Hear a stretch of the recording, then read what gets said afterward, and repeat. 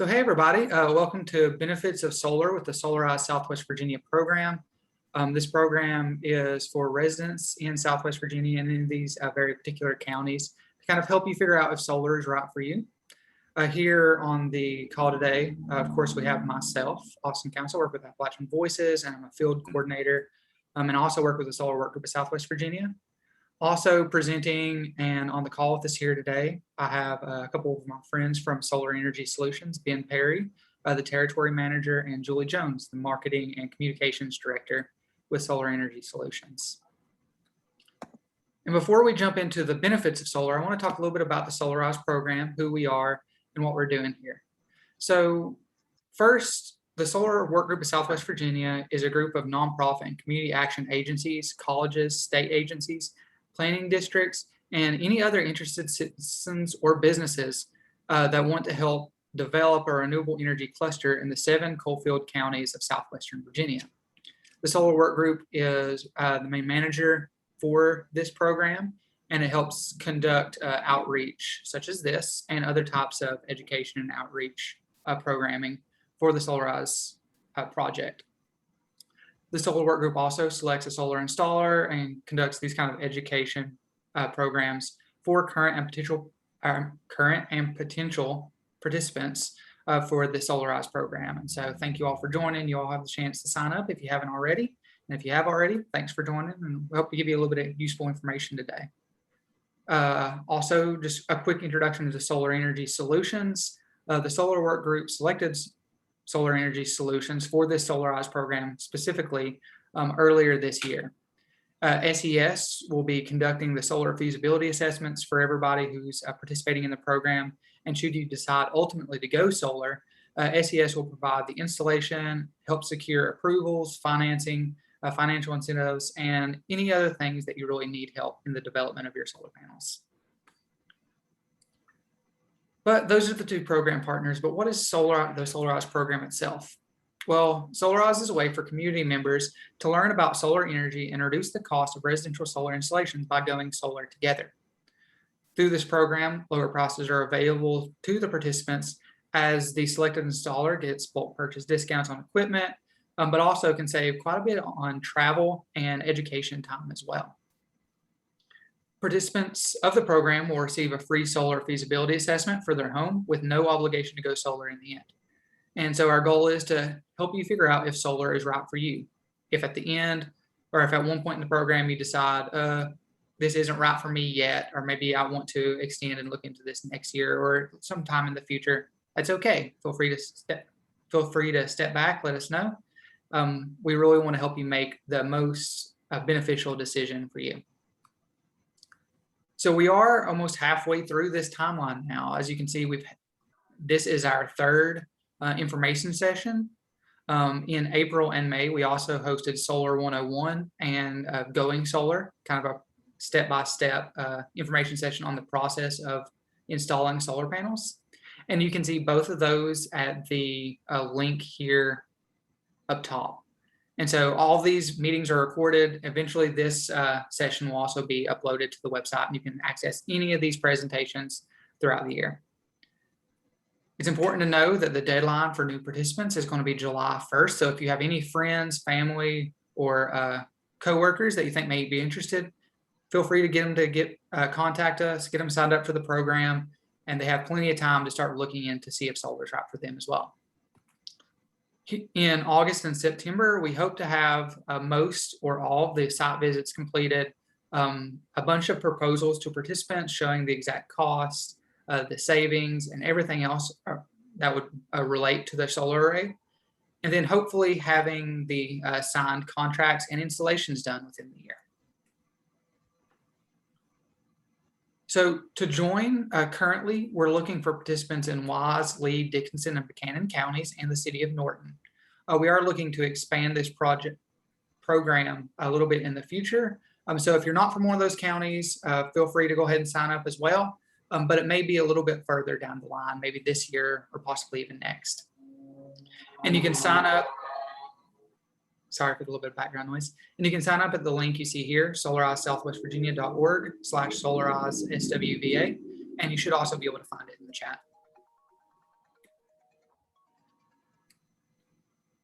But that's all for me. Thanks for joining again today. And I want to hand it over to Julie Jones to start walking you through the benefits of solar. Great. Thank you very much. Hi, everyone. I'm Julie Jones with Solar Energy Solutions. As Austin said, I work in marketing and communications with Solar Energy Solutions. So, one of the things I do a lot is talk with people about how solar works, what the benefits of solar are, and just do just a lot of sort of outreach and education, which is just really fun for me. So I enjoy it. So let's jump right in. Next slide, please. All right, so the first thing is— Hold on. So, can everybody hear Julie okay? Little faint here over here, so just curious. Oh, Julie, okay? Can you hear me? Okay. Okay. I can move it a little closer. There we go. So these are the just the how solar works, the 101. So we've got up here just a little diagram of a solar system. So, we've all seen solar panels. So solar panels either go on the roof or they go onto a ground mount, and when light hits them, they create electricity. And so that electricity is DC electricity, so direct current. So that DC energy goes down into another piece of equipment called the inverter. I actually wish they called it a converter because it converts the DC, which is what the panels make, into the alternating current that your house uses. So it takes that alternating current and then sends it, you can see number 3 here, into the service panel. So that's your main electric panel. From there, that energy is fed to your house. It goes out to anything that your house needs. Now, if your house doesn't need as much energy as the panels are producing at that time, then the rest of that energy goes out to a electric meter from the utility company called a bidirectional meter. Some places they have smart meters that do pretty much the same thing, but the bidirectional meter just basically runs forward and it runs backwards. So when you're when you're pulling power in, it's rolling forward and your bill is going up. And when you're sending power out, it's running backwards and your bill is going down. So super simple. And then basically the utility kind of acts as a battery for that energy. So that energy that you send out, that goes into somebody else's house and they pay the utility for that energy.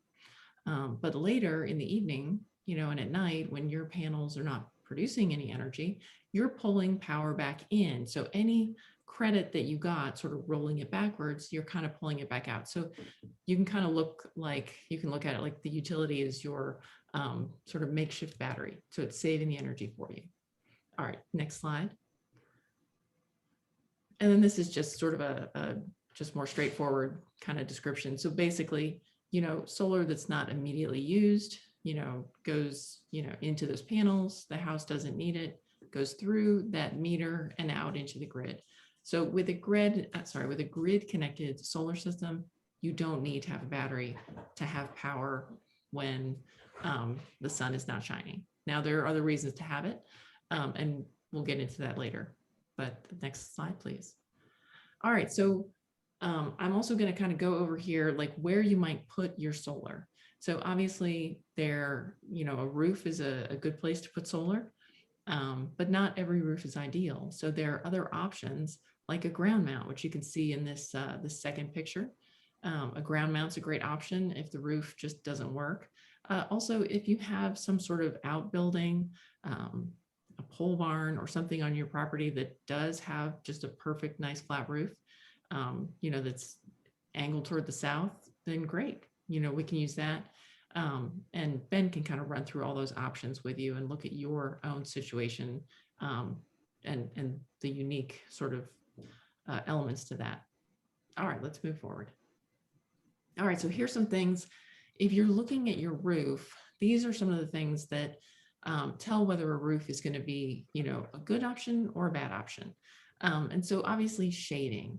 So in here, you can see, the roof, like it is getting sun now, but those are really tall trees next to it. So it's going to have shading at different times of the day. Maybe it's not, based on where that is, in relation to south, maybe it's not very bad. But what Ben will do is he'll take a look at the trees around and try to make an educated guess. If this tree wasn't, sort of 25 feet tall, or however, if it was only a little ornamental tree, that wouldn't have as much of an effect, but it's hard to tell in a satellite. So he'll do his best to kind of come up with what he thinks the shading is going to be and run, and make a suggestion with that, that initial assessment. But when he's on site, what he's going to do is he's going to go up to the roof and he's going to take shade readings with something called a sun eye. And that sun eye will be able to tell exactly how much shade and sun is going to hit that roof all year round. So we can put together a really detailed and well thought out plan for your solar. Another thing that really affects solar and the roof is the orientation. Now, south is the best orientation, but it's not the only orientation. East and west roofs work very well, and very few, not every house is faced, exactly in one direction, as you can see in this picture here. So often, you can use two different roof surfaces. The east side there is pretty good. The west side and the south is, are good options. The other sides face a little bit more to the north. So those, would sort of determine how big your system could be. And then over here, these dormers and different, vents and things like that on this roof. So those are what we call obstructions. So not only do they keep you from being able to put a lot of panels on that particular side, also those obstructions will shade the panels, more than just some trees around. So if that house were faced to the other direction, we would probably use that big flat roof instead. But this is a situation if you have a very complex roof all over the roof, where you may want to look at a ground mount or an out structure if you have one. All right, next slide, please. And then, ground mounts, like I was saying, it is a good option. You just want to look for a place that gets sun, is not going to have, a lot of shading.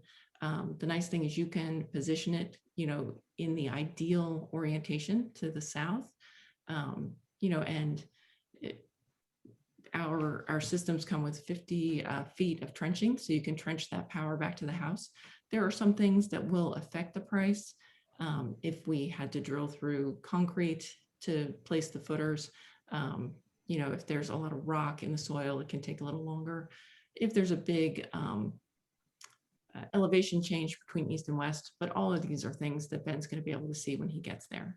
All right, next slide, please. So I wanted to go over the pricing and just give you a range. So we've got the roof mounted panels here, and we've got the ground mounted panels. So a 5 kW system is going to put out about 5,050 kilowatt hours a year. And the larger 15 kW system is going to put out in that 18.5 range. So to kind of figure out where you might be in that range, usually your bill will let you know a yearly average for kilowatt hours, and that's what you're going to look for. And so the pricing after the 26% tax credit are, in this, 8.5 to 25.7, this being kind of a larger system. And then we've got the price range here. This 20-year loan, the idea behind it is that it will hopefully get your monthly payment down below what the current utility costs are, because the utility costs are only going to go up. But this will not go up. Basically, all the power you get from this, is a fixed cost, and no one's ever going to raise the rates. There's never going to be, a rate increase or anything like that. You just, it, and it's fixed, for life. I did want to point out, so, if your roof isn't ideal, you can see that, at the smaller end, a ground mount is a little bit more expensive than the roof, because you are building another structure. But on the larger end, you do start to save in labor costs because you're not taking, that larger amount of panels up to a roof. So, at the larger end, if, it may make sense to look at a ground mount, especially if you have the space. All right. So then here that's kind of the 101. So we'll get out of all the, the nuts and bolts, and then talk about the benefits of solar energy. So, energy savings, obviously a big benefit. It's the return on investment. Basically, this is a home improvement that will actually pay for itself. And then once it pays for itself, all the power that comes out of that, is basically free. Rate security, all the power that comes from that, you've paid basically a single price for. So you lock that in over the lifetime of the panels. And we kind of look at that over a 25-year period on one of the slides coming up. Job potential. So when solar comes to an area, there is a lot of job growth. I mean, it is one of the largest growing, or one of the fastest growing job industries, today. So it had a little dip over COVID, but it's still, going strong. And then of course, energy security, you have your energy, you're producing it. And then, a home value increase is another benefit of solar energy. And of course, there's the environmental. So we'll just jump right into that with Ben Perry. He's going to talk about the energy savings. Energy bill savings are in most cases an economic benefit. Hopefully from day one, not always from day one, but hopefully you're at least in the ballpark in terms of what you're paying for solar versus what you're paying on your bill.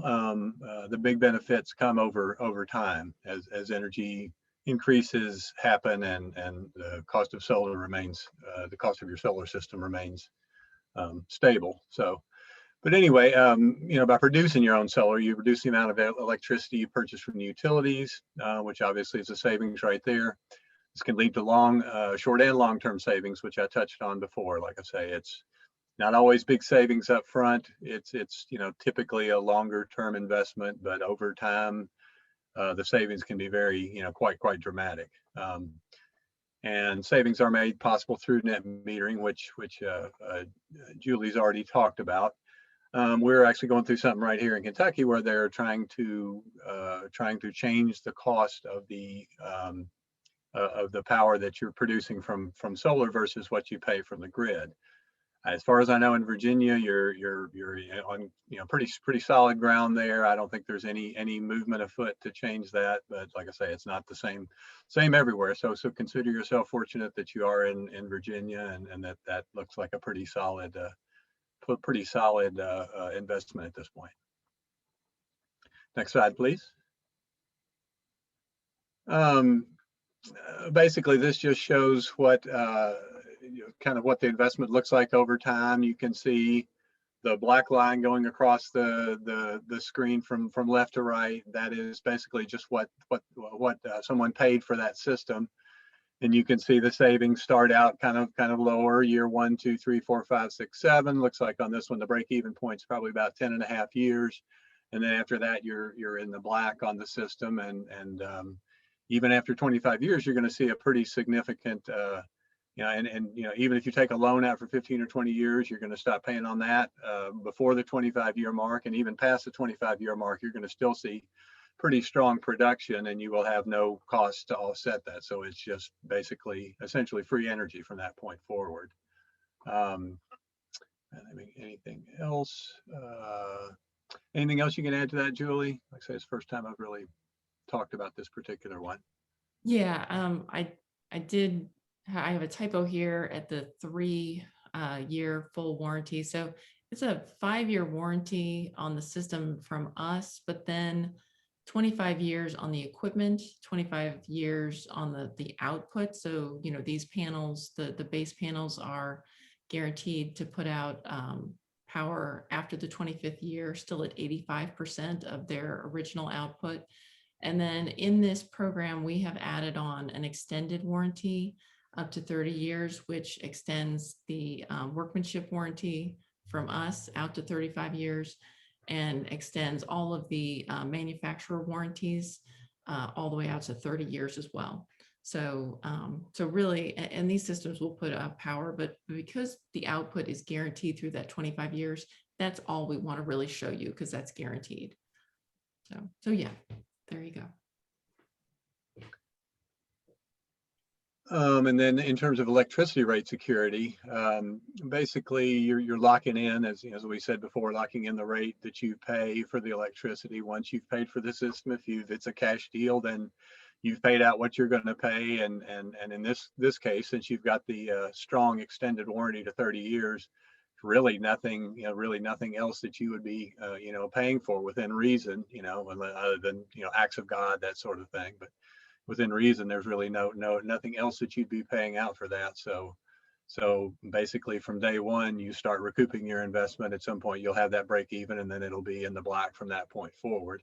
And again, if you're paying, if you take out a loan on the system, again, payments are typically somewhere in the ballpark of what you're paying for energy, hopefully a little bit lower. But again, over time, that cost of energy is going to keep rising and rising and rising.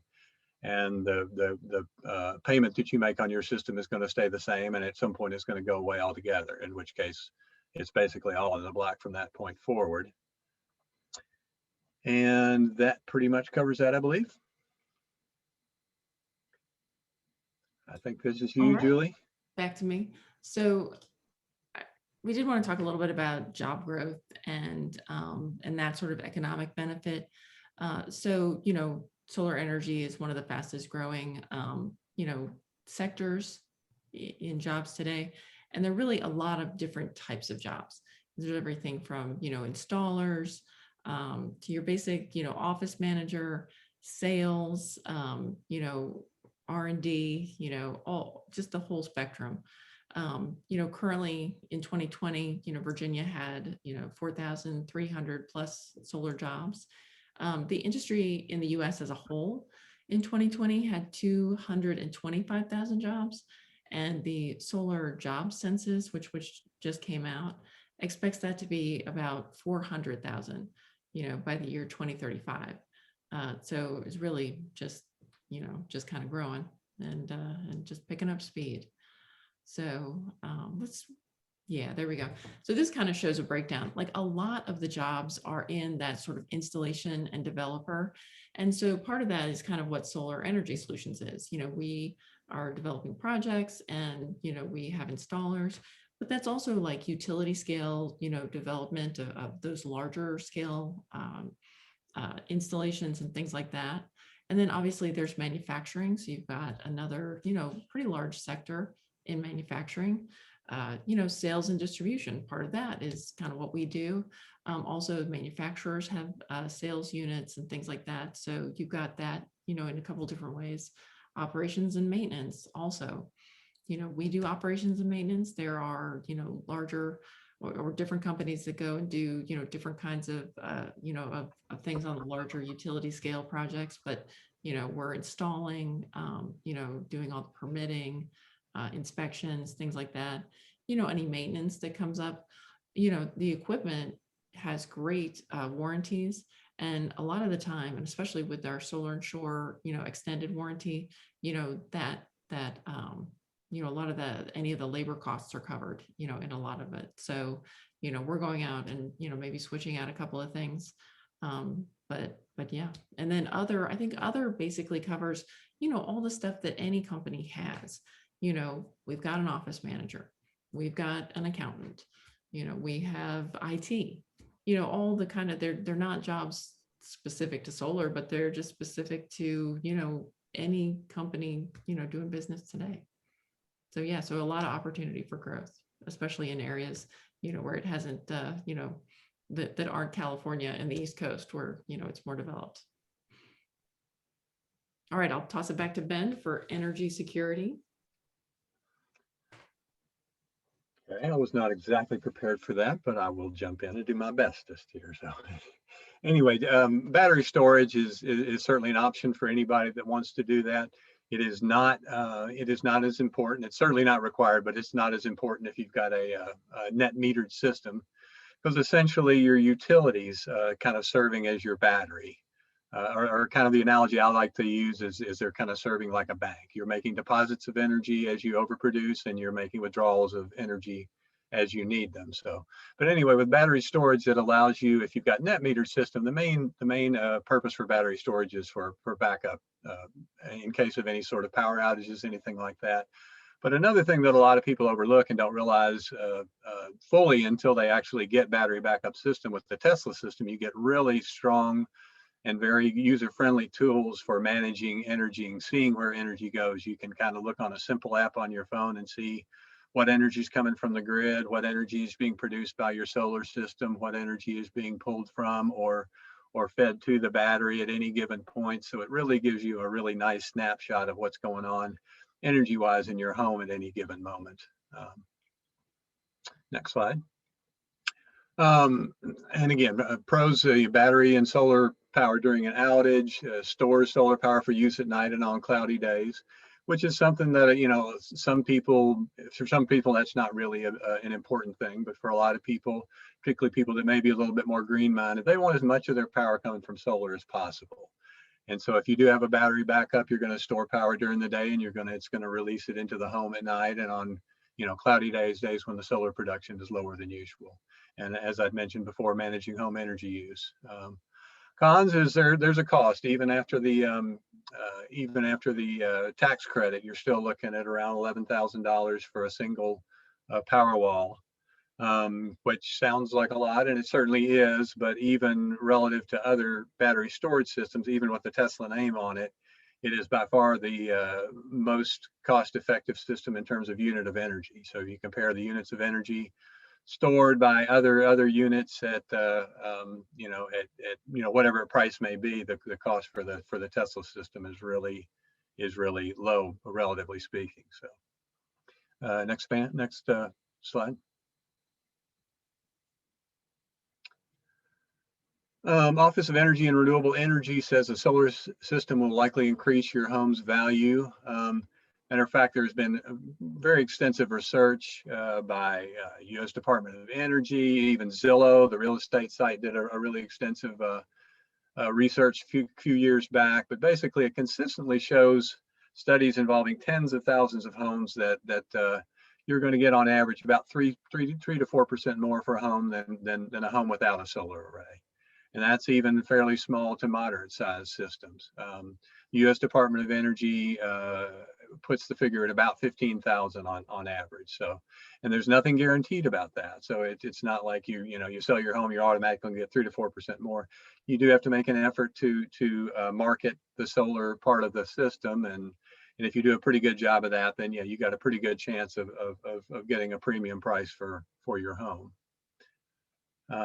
Next slide. Is this me or? Okay, it's me. All right.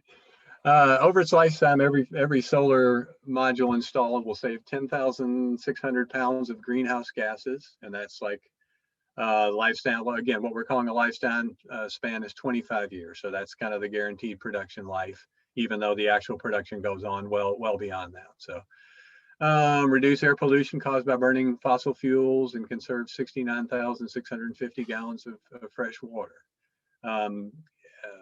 It also there's a lot of the reports, some of which that we can produce for you is going to show the equivalent of how many cars it's going to take off the road, or how many trees, the equivalent of how many trees it's planting. So there's a lot of different ways to look at it, but whichever way you slice it, there's a pretty strong environmental benefit to solar. Next slide. Yeah, and this one's me. So thanks, Ben and Julie, for going over the benefits of solar. There's a ton of them, and it's really impressive to hear you all go through them so quickly. I was kind of interested in seeing how long our presentation was going to last today, so good to know we're kind of right on schedule. But I do also want to mention this, and so I wanted to welcome everybody on the call to one of your solar neighbors in Southwest Virginia. A lot of times whenever I'm going out into the communities and talking about people about residential solar, there's always the questions of, is it happening here? Is there anybody I can talk to about this who has solar panels? Or perhaps do I even know somebody in my community that has solar panels that could talk to me a little bit more about this?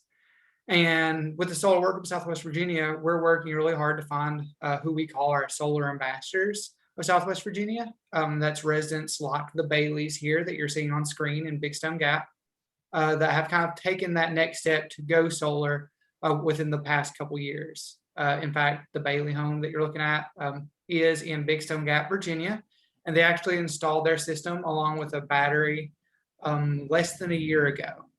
And so they're really right now starting to see some of the biggest benefits of their system throughout the year. As a lot of times in the region, you'll see some of the best production in mid to late spring, summer, and fall.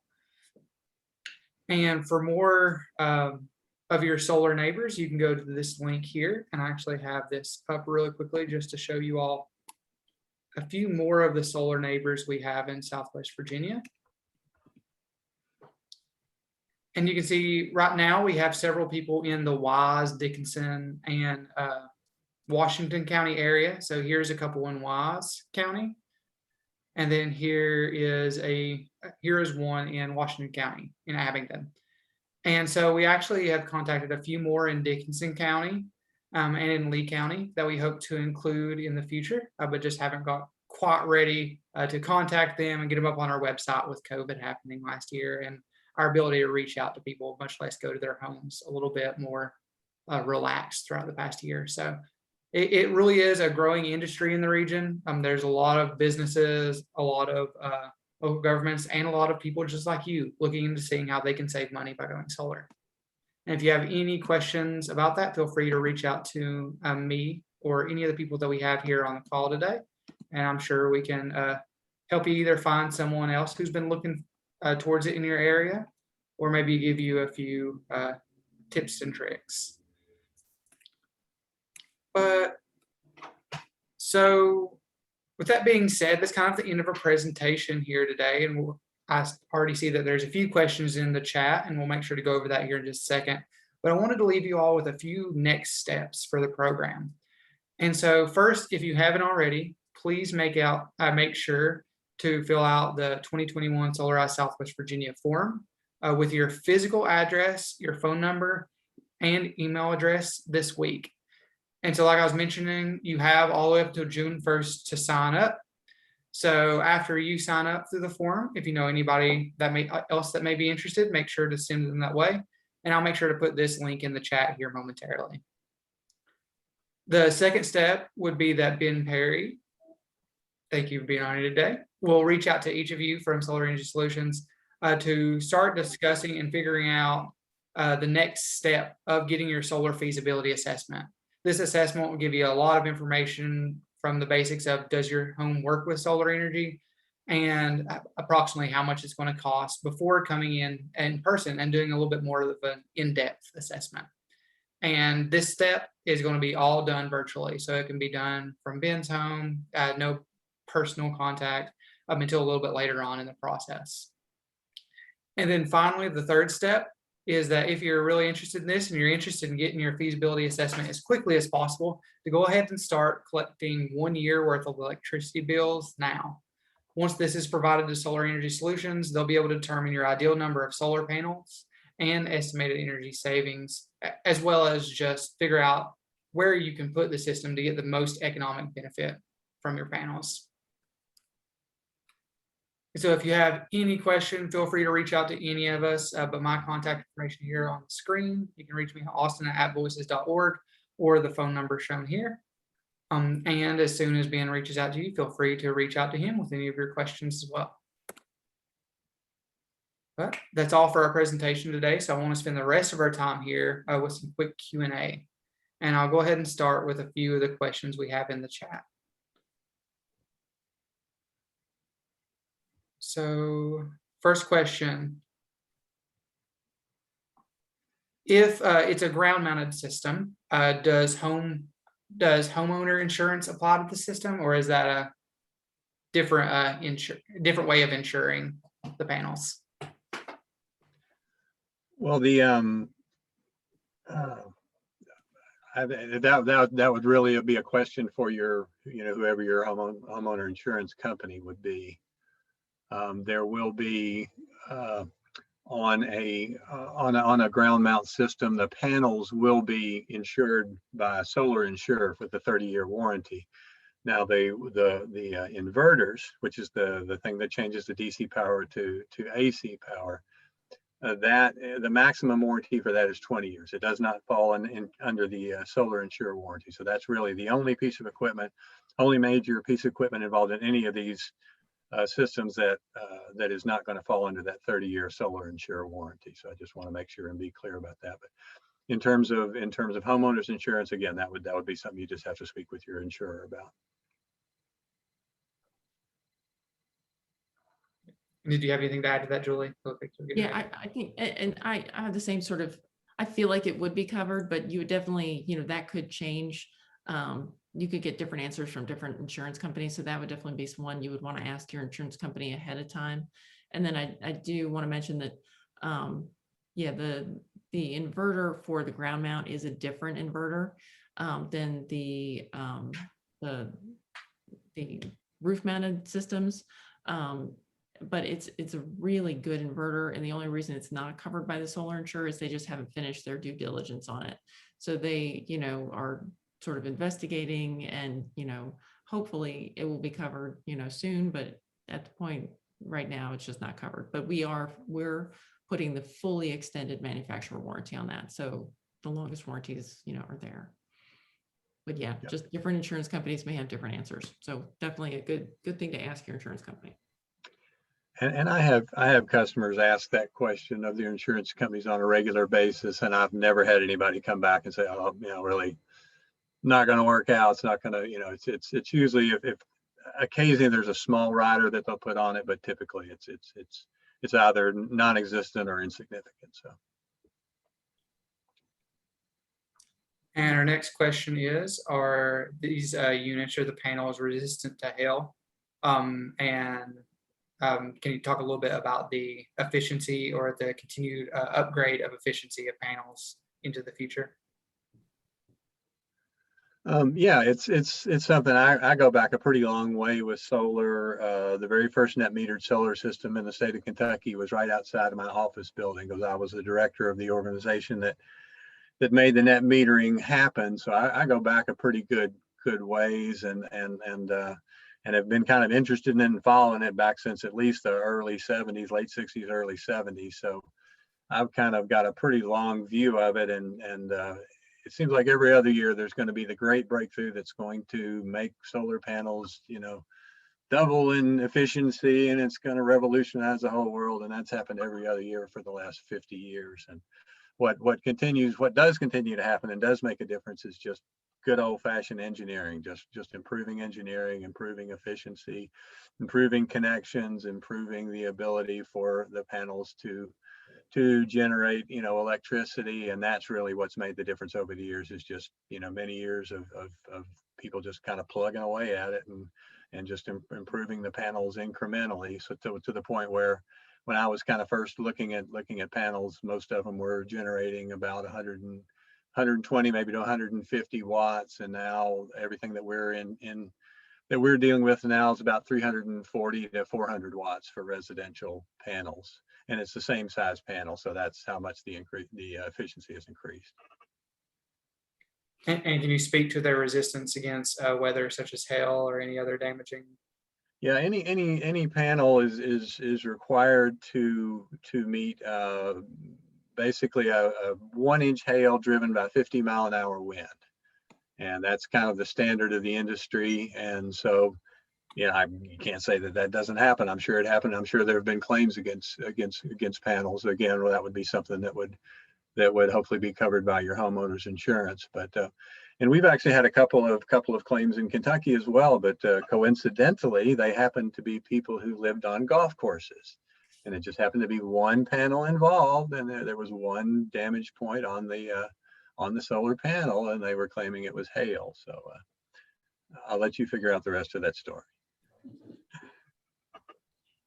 They are pretty durable. And I often, tell people that, and even with like a roof mounted system, that they'll probably withstand, just a bit more than, or kind of around what your roof will withstand. So if something you know, is hitting it hard enough and is big enough to break through the roof, it's probably going to damage the panel. But it, you know, if it's hail that isn't going to really do, you know, serious damage, it's probably not going to. But definitely Ben has the more accurate, you know, the you know, 1 inch of hail, that's, you know, at 50 miles an hour. But yeah, that's kind of how I think of it. You know, what would really do damage to your roof, you know, it's just. And then I was just doing a little research the other day and noticed that our main panel is rated to 120 pounds of snow load per square foot. So that's that's a lot of snow. I can't say that Southwest Virginia or Kentucky or any place in this country couldn't conceivably have that much snow, but it would be pretty rare. So. And I can take the first half of this next question, and then I think I'll hand it over to you for the later half or so. But so the question is, what can you say about the charges you will still pay to the electric company? Here in Old Dominion Power and in Appalachian Power territory, you do have service charges that you pay to the utility company, no matter if you use electricity or not from the grid that month. And so even if you produce 100% of your electricity in a given month or in a given year, you're still going to have those demand charges, which range from about $7 to $8 to $14 per month. And so that's kind of the premium that you pay for essentially being able to use the utility as your battery backup. Exactly. Yeah, very worth it to have that power be able to go back into the grid. Yeah. And beyond that, you can scale your system to various sizes depending on the availability of roof space, as well as whether you're having a ground mount. And so there is kind of a range in which you can install a solar panel, and your remaining electric charges will kind of depend on that. Some people can get 100% of their electricity usage or decently close. And then some people may elect to have 25, 30, 50% of their electricity usage produced through solar panels. Can I ask a question? Yes. So the charges that you were referring to are they the transmission services and the distribution services on a bill? Usually it's like there's a connection fee, you know, but any sort of charges like that, the distribution and things like that are connected to a kilowatt hour, like you would only pay the part of it based on how many kilowatt hours you bought.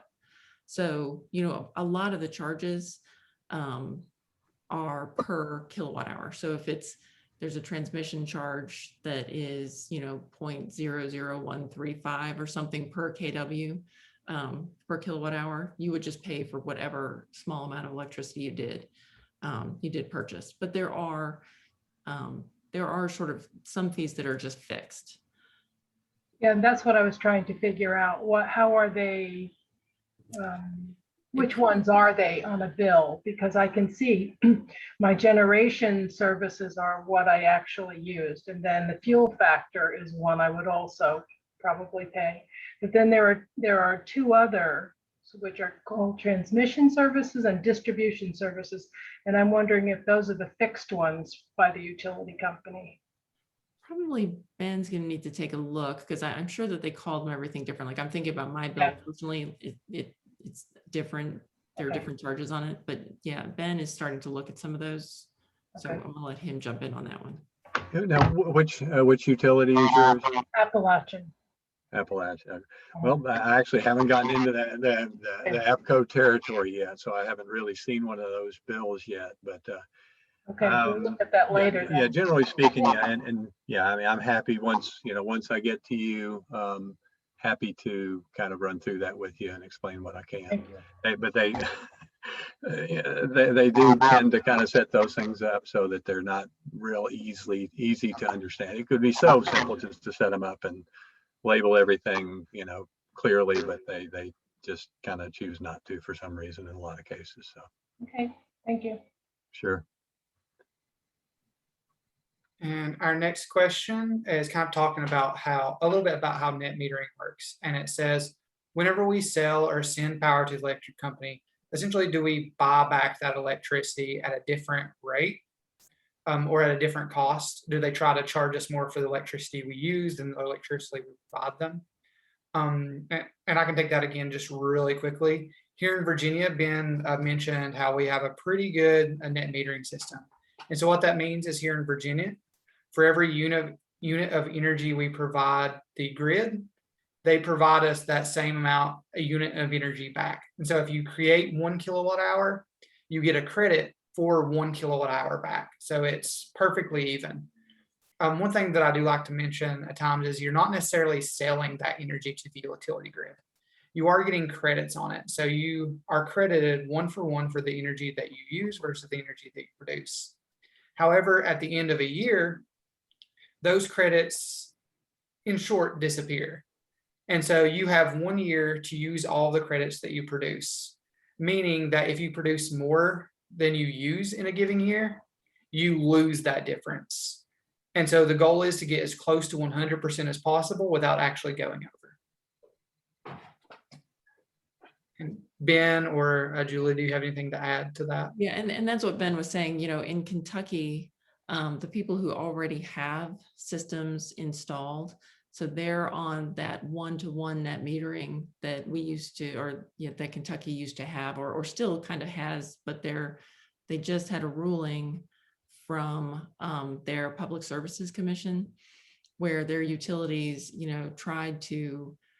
they basically brought a rate case. Anytime a utility wants to change anything that they are charging to customers, they have to bring it before a Public Services Commission who looks at their evidence and decides whether or not. So if there's a big storm, they pass that on, and the PSC or whatever it's called in Virginia will look at that and say, yeah, we accept that, and here we'll go ahead and charge that out to the customers. So that same sort of rate case came in front of the PSC in Kentucky. Kentucky Power wanted to change that 1-to-1, which would have been about 11 cents, back and forth, so they wanted to take it down to about 3 cents, just over 3 cents. So you would put power in and they would just credit you back like 3 cents, but you would pay 11 cents. What the PSC came back with was 9.5 cents. So like it's about an 85%. So for any power that goes out into the grid for customers that bring their systems on now in that utility's territory, they will get 85% of the value, which, I mean, it's not a terrible outcome. 3.5 would have been terrible, so, but yes, but we're in Virginia, 1-to-1. You basically roll it out and roll it back in. Yeah, one small advantage we actually have had in Kentucky historically is that you don't lose whatever power you built up at the end of the year. It carries over to the next year.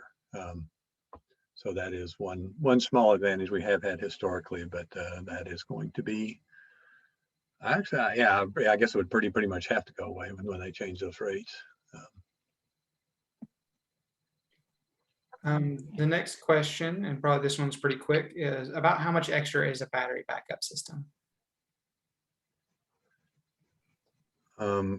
As we looked at earlier on that one slide, a single battery system with a Tesla Powerwall is going to be about $11,000 after the 26% tax credit. And what one Powerwall will allow you to do is do what you call a partial home backup, where you're going to be able to hook like up your refrigerator, your basic outlets, your basic lighting in the home, anything like a emergency lighting or a sump pump, anything that needs to be on when power's out is going to be hooked into that single battery system.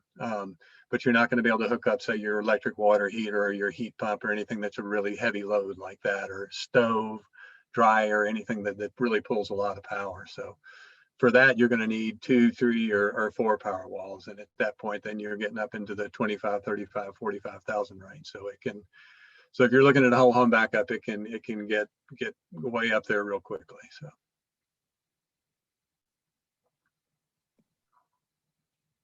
Would an assessment also address if a new roof would be better to have installed prior to the solar installation? I guess that's a question for you, Ben. Sure, yeah, and generally speaking, kind of the cutoff that we look for is about 10 years. But really, if you've got any sort of asphalt shingle roof, unless you've got the big, the super 40, 50-year guarantee, at some point in the life of your system, you're going to have to remove that system, replace your roof, and then replace the system. So at this particular point in 2021 dollars, that's somewhere in the neighborhood of typically a $2,000 to $3,000 expense if we do it. And of course that price will go up over the year. So I always tell people to make sure and always have that in the back of your mind if you're looking at doing a system. And then that, it's really just up to the homeowner to make that call. Do I want to change out the roof now and kind of going forward? So I've got a new roof when I've got my system on, or do I just or am I just aware from that and just kind of save for it, down the road, 10, 15 years or whenever that will need to happen. So. But now, if you do have a metal roof, particularly even if it's not that new, if it's, most metal roofs, if installed properly, are going to give you 40, 50 years of service. So less of an issue with a metal roof than it is with an asphalt shingle. So I do want to remind everybody on the call that if you'd like, feel free to put a question in the chat. We're down to our last one for now. But also, if we don't have any more questions, you'll have the opportunity to ask any in person as well. So. It looks like there's one about, do panels need to be washed periodically? Yes. And not really, because the panels are going to be, they're at a pitch, in our region, there's enough rain, that it's not like out in Arizona where, sand and dust is going to build up on them.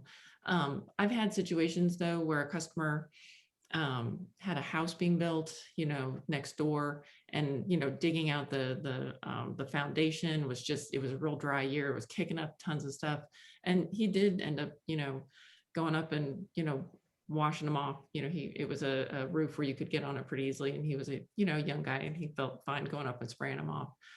But for the most part, we're going to get enough rain, and we don't have a really high, just dusty, sandy, kind of climate here, so they're not going to get dirty enough. And Ben can answer this. I think we build in a certain amount of soiling, when we do the projections for what they'll put out based on this climate.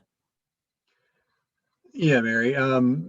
What we do is basically all year round we put in what we call a 5% soiling factor. So that assumes that you're losing 5% of your production to dust, just kind of normal environmental dust and stuff like that. So, but then in December we raise it to 10%, in January we raise it to 15%, and in February it's back to 10%. Then we got to go back to 5%.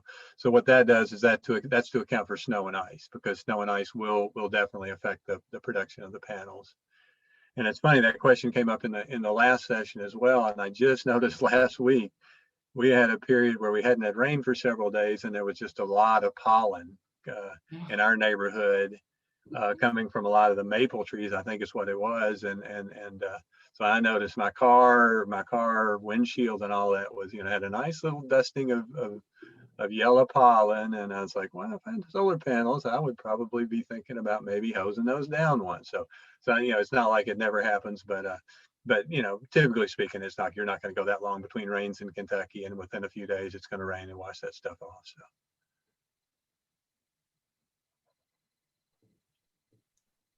So we do have another question really quickly, and it's just asking, whenever you're looking at bills, are you going to be mostly looking at the cost per month, the charges per month, or the wattage usage? I will say it seems like in this question we're asking what we would need to provide, and generally, Ben, I imagine that it's easiest just to provide the whole year's worth of utility bills themselves, and you don't really need to cut out like exactly what the price was or what the wattage use was. It seems like you're able to kind of pull that information from the bill yourself, correct? Yeah, well, typically all we need is the most recent bill.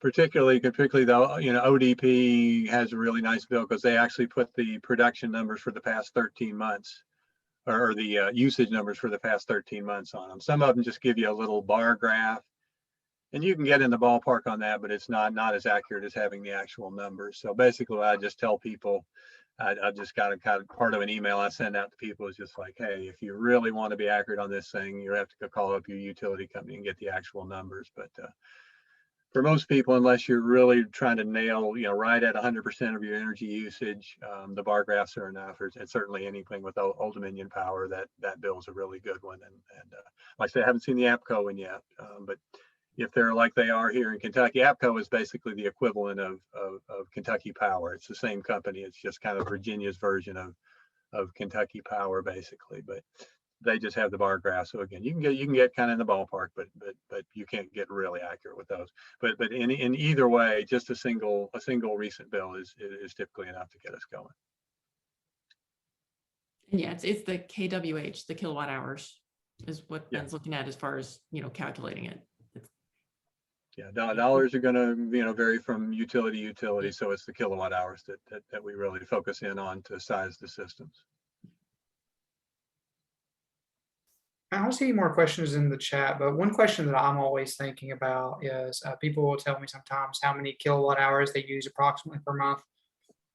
And is there any good way of, say, if somebody comes to you or if anybody on this call is just looking at their power bill, for them to estimate about how many kilowatts of panels they would want to put on their roof? Or is that a little bit too complicated to give a basic number like that?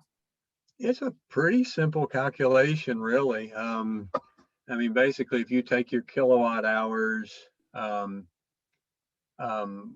I'll do is, depending if it's a roof mount, I'll probably do that times 0.833. If it's a ground mount, I'll go more like 0.77, the kilowatt hours, and then that'll give you basically the kilowatts that you need, and that's kind of on the high end. But so really with a roof mount, I'll go with I'll do the calculation at 0.87 and at 0.833. If it's a ground mount, I'll do the calculation at 0.8 and 0.77. And that kind of gives me the range of the kilowatts that it's going to be, unless there's extensive shading or other circumstances. So it's a real simple calculation. So I'll just also say that there's a calculator out there it's PV watts. Like you can go there, put your location in, and then you can just kind of tinker with it. You could put like different kW sizes in, and it's going to base on just a very standard median sort of panel. It's not going to be specific. So it's always going to be a little less, they're going to have a little less output than maybe, the higher quality panels than we have, but it's kind of close. Like it could get you in the ballpark. And I could put that in the chat as well, but it's PV watts. It's the National Renewable Energy Laboratories.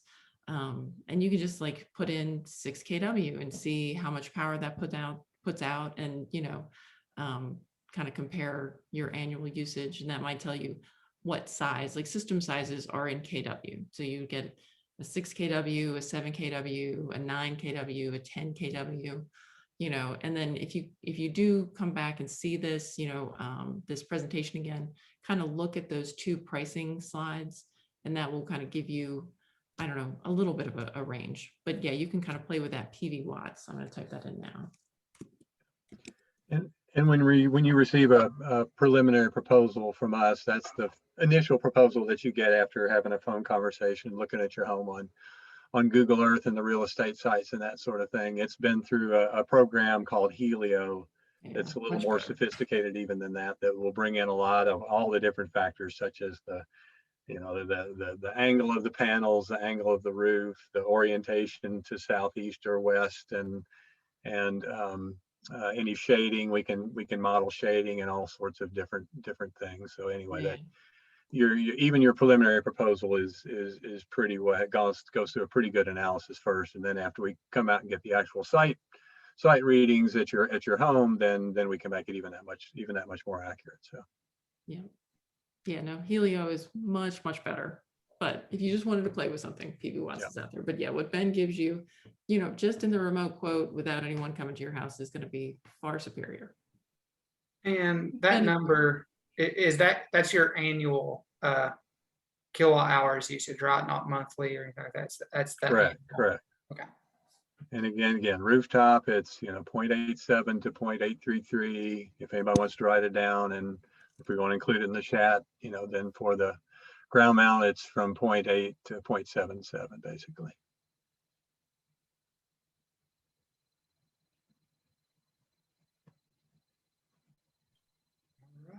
I don't see any more questions in the chat, and we are a little bit over time today, so thank you all very much. I've already kind of shared any of our next steps, but I'd be happy to stick on for a minute or two longer. If anybody else has any additional questions, feel free to just speak up and we can address them live. Mhm. Thanks for the thumbs up there, Jerry. Thanks, Sherry. And thanks everyone for coming. Yeah.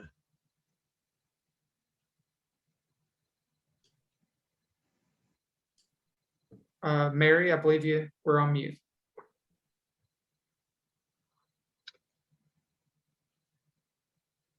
Just wanted to thank you guys.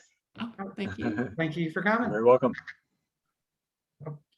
Oh, and you're listed as Kay, so I'm not sure your full name, but you asked it really quickly that the website doesn't mention Virginia. From my understanding, SES is branching out to Virginia, Southwest Virginia for this program. It And is. so during this project, whenever we were selecting an installer, they mentioned that they would be comfortable working in these specific counties. And so they're going to be here for this program. And we have done work in Tennessee and Eastern Kentucky. So we are familiar with the area. It is, and West Virginia. We've done work in West Virginia, but our main states are, Ohio, Kentucky, Indiana, but definitely we've worked in contiguous states, West Virginia, but it is our first foray into Virginia, and we're excited to be here. Yeah, we've done a number of jobs just literally right across the, really right across the border. And a lot of it has to do with just getting set up with a contractor's license in a state before you start doing work there. And so, we're getting that done. And so we'll be officially in Virginia and legally and all that good stuff. So. Yeah, I think, most everything is done there. But yeah, so we are familiar with the area, just first time in. And sorry, Kay, if you don't mind me asking, what is your full name? Just so I can know who was on the call today and who wasn't. Oh, Kelly. Kelly. Thanks, Kelly. Mhm. All right. Well, if there are no more questions, I think that's all for us today. I'm going to go ahead and close out the meeting. So thank you all very much for joining. If you need any of this as a reminder, I'll be sending out an email to everybody with the link to this recording as well. So look forward to hear from you soon. And if you haven't already, make sure to sign up for the program. All right, thanks everyone.